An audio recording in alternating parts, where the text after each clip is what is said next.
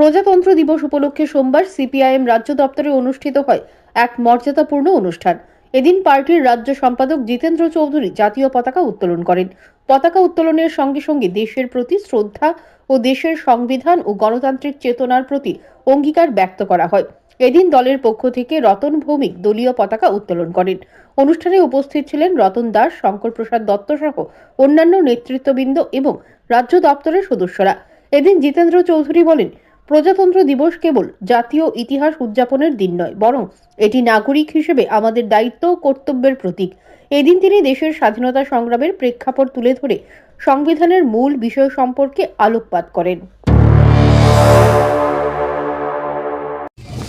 আজ 26শে জানুয়ারি আমাদের দেশের স্বাধীনতা পর দেশ পরিচালনার জন্য যে নীতিমালা, যেটাকে বলা হয় কনস্টিটিউশন বা সংবিধান,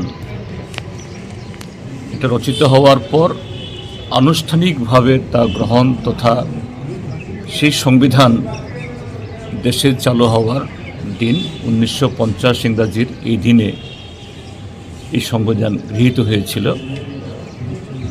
যার হাত ধরে গত ৭৬ বছর ধরে আমাদের দেশ চলছে। আমরা আমাদের পার্টির রাজ্য দপ্তরে এই মহান দিবসটা, এটা শুধু উদযাপন না, যে এই দিবসের তাৎপর্য যাতে সুরক্ষিত থাকে, যে উদ্দেশ্যে,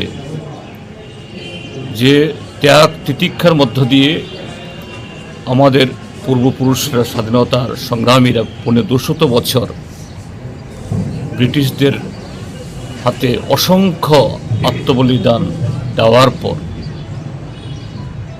স্বাধীনতা অর্জিত হয়েছিল, সেই দীর্ঘ লড়াইয়ের ফসল, স্বপ্ন, আকাঙ্ক্ষা,